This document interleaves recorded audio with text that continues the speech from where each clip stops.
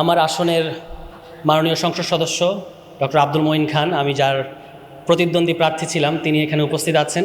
তো এটা দেখে আমি তাকে, এবং এই যে পরিবেশটা, আমি খুব বেশি কথা বলবো না কারণ অনেক আলোচক আছে, এই পরিবেশটা আমরা চাই যে উনি আমার নির্বাচিত, মানে আমার প্রতিদ্বন্দ্বী ছিলেন, কিন্তু উনি বিজয়ী হয়েছেন একটা সুষ্ঠু নির্বাচনের মধ্য দিয়ে। উনি আর আমি আজকে একই মঞ্চে আছি। এই পরিবেশটা বাংলাদেশে আমরা চাই, এবং এই ক্ষেত্রে আমাদের আরেকজন প্রায় কাব্যের মতো করে কথা বলেন সরকারি দলের হুইপ নিজাম ভাইও এখানে আছেন। তো তাদের কাছে আমাদের অনুরোধ থাকবে, এটার ক্ষেত্রে আপনাদের দায়িত্ব বেশি, অর্থাৎ এই পরিবেশ রক্ষা করার ক্ষেত্রে। এবি পার্টিকে শুভেচ্ছা জানাই। বাংলাদেশে যে সকল পার্টি, মানে তথাকথিত ছোট পার্টি, মানে যাদেরকে কোট আনকোট ছোট পার্টি বলা হয়, যারা বাংলাদেশের গণতন্ত্র পুনরুদ্ধারে অসম্ভব গুরুত্বপূর্ণ ভূমিকা রেখেছে আওয়ামী লীগ আমলে, তাদের মধ্যে এবি পার্টির নাম খুব সামনের দিকে থাকবে। এবং আমরা রাজপথে লম্বা সময় ছিলাম। তাজুল ভাই আছেন এখানে, মঞ্জু ভাই আছেন। যেদিন এখানে প্রেস ক্লাবে গুলি চলেছিল 19 জুলাই, আমরা সেই একই মিছিলে ছিলাম।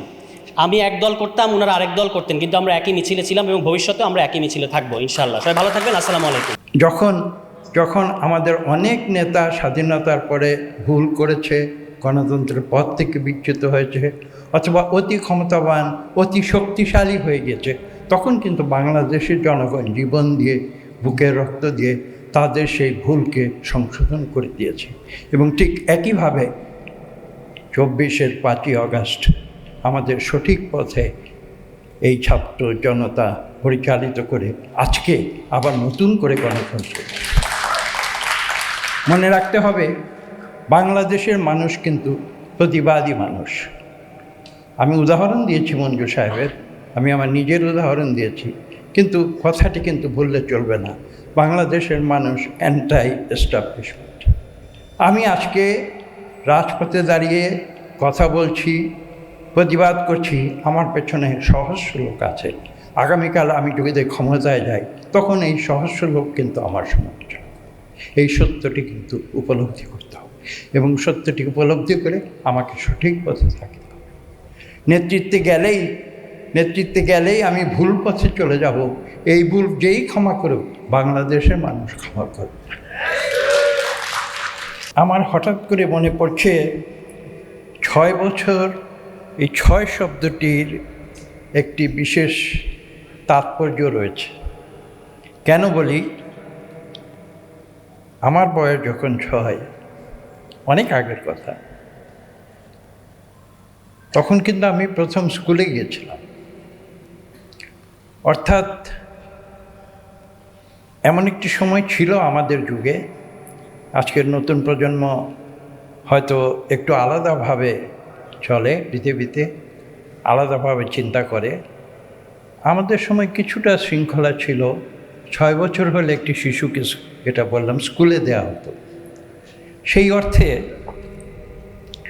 ষষ্ঠ বছরটি আমাদের জীবনে, মানুষের জীবনে তখন আমরা একটা ক্রান্তিকাল বলে আমরা বিবেচনা করতাম।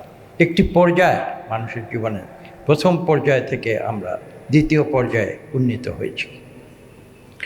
আমি যদি সেই পুরনো ইতিহাস, হয়তো নতুন প্রজন্মের সঙ্গে কথা মিলতে নাও পারে, তারপরেও বলবো, এই এবি পার্টি কিন্তু আজকে তাদের দ্বিতীয় পর্যায়ে উত্তরণ ঘটাচ্ছে, এই বিশ্বাস আমি করি। এবং আমি এটাও বিশ্বাস করি, কয়েকজন বক্তা ইতিমধ্যে বলেছেন, আগামীতে তারা সামনের দিকে এগিয়ে যাবেন, বাংলাদেশের একটি গুরুত্বপূর্ণ রাজনৈতিক দল হিসেবে নিজেদের সুগঠিত করবেন, এবং বাংলাদেশের উন্নয়ন প্রক্রিয়ায় এবং বাংলাদেশের মানুষের উন্নয়ন প্রক্রিয়ায় তারা অবদান রাখবেন। দ্বিতীয় যে কথাটি আমি বলতে চাই আপনাদের দল সম্বন্ধে, আমি জানি না আমার এটা ধারণা প্রসূত কথা, আমার কথাটি সঠিক কিনা, কিন্তু আমার এরকম মনে হয়েছে, আমার এরকম ধারণা হয়েছে যে এবি পার্টি গঠিত হয়েছে একটি প্রতিবাদ থেকে। যদি আমার ভুল হয়ে থাকে আমাকে সংশোধন করে দেবেন। এবং আপনাদের একজন নেতা এখানে যিনি বসে আছেন, জনাব মুজিবুর রহমান মঞ্জু, আমি যতদূর জানি তিনি একজন প্রতিবাদী মানুষ। যে কথাটি আমি বলেছি আমি জানি না, আমি এটা আমার ধারণা, আমি সঠিক কিনা বলতে পারবো না, কিন্তু এটাও একটা কারণ যে আমি নিজে ব্যক্তি জীবনে আমি প্রতিবাদ করি। হয়তো অনেক সময় নীরবে প্রতিবাদ করি, অনেক সময় সরবে প্রতিবাদ করি। নীরবের প্রতিবাদ যে সরবের প্রতিবাদের চেয়ে খুব বেশি দুর্বল তা কিন্তু নয়। তো সেই হিসাবে আমি জনাব মঞ্জু সাহেবকে শ্রদ্ধা করি এবং সেটি একটি কারণ। আমি বিশ্বাস করি তিনি এই দলটি গঠন করেছেন এবং এই দল প্রতিবাদের মাধ্যমে বাংলাদেশের মঙ্গল সাধন করবেন, এই বিশ্বাস আমার আছে।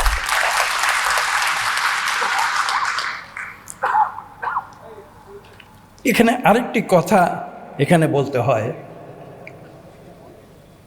প্রতিবাদের প্রসঙ্গে।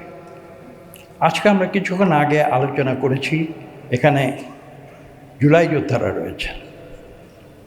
আমরা হয়তো জুলাই যোদ্ধা হতে পারিনি, কিন্তু এইটুকু বলতে পারি জুলাই যোদ্ধার যে আদর্শ, যে সংগ্রাম, সেটা কিন্তু আমরা বুকে ধারণ করেছি এবং দীর্ঘ 17 বছর আমরা জুলুম, অত্যাচার, নির্যাতন সহ্য করেছি। আমি বিশ্বাস করি, আমি একটি ছোট্ট উদাহরণ দেই, ফুটবল খেলায় কিন্তু 11 জন খেলোয়াড় থাকে,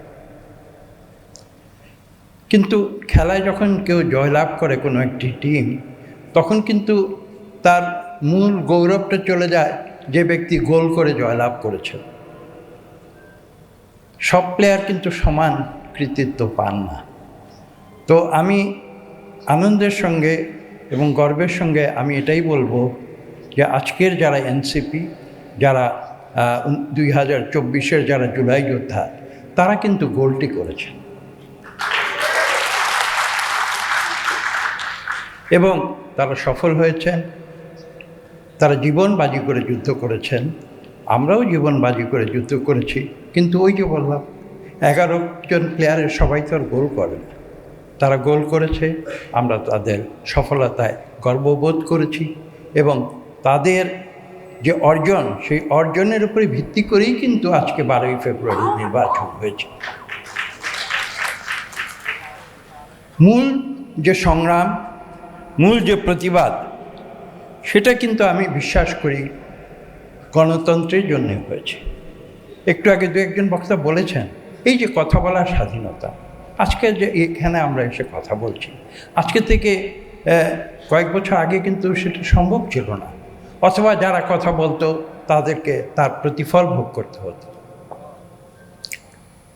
স্বাধীনতার যে সংগ্রাম, সেই সংগ্রাম কিন্তু বাংলাদেশের মানুষ বারবার করে এসেছে, একবার নয়, 1971 থেকে শুরু করে এবং বিভিন্ন সময়ে যখনই আমরা গণতন্ত্রের পথ থেকে বিচ্যুত হয়েছি। আমাকে ক্ষমা করবেন, আমি একটু আগে বলেছি যে আমি প্রতিবাদী মানুষ, যেটা সঠিক মনে করি সেটা বলি, আমাকে ক্ষমা করবেন। তারপরেও বলছি, আমরা সেই 71 থেকে যাত্রা শুরু করে আমরা অনেক নেতারা অনেক সময় অনেক ভুল করেছি, কিন্তু বাংলাদেশের সাধারণ মানুষ কিন্তু ভুল করে নাই। বক্তব্য দীর্ঘ করার সুযোগ নেই, আমি বক্তব্য শেষ করে দিচ্ছি। একটি কথা বলবো, এখানে অনেক বক্তারা রয়েছেন এবং এই বিষয়টি আলোচনায় এসেছে। আমরা ন্যায় বিচার চাই, যে অন্যায় করেছে তার বিচার চাই, কিন্তু সেটা যেন প্রতিহিংসায় পরিণত না হয়। আমি এই ক্ষেত্রে কিন্তু কেউ পছন্দ করুক বা না করুক, এই ক্ষেত্রে কিন্তু আমি নেলসন ম্যান্ডেলার উদাহরণটি অনুসরণ করার চেষ্টা করি। সবশেষে আমি একটি কথা বলবো, এবি পার্টি, আমার বাংলাদেশ। আমি আপনাদের সারা দেশের যে প্রতিনিধিবৃন্দ যারা আছেন তাদের কাছে যে কথাটি বলে আমার বক্তব্য শেষ করব, সেটি হচ্ছে এই, যে আপনারা আমার বাংলাদেশকে আমাদের বাংলাদেশে পরিণত করুন। সবাইকে ধন্যবাদ।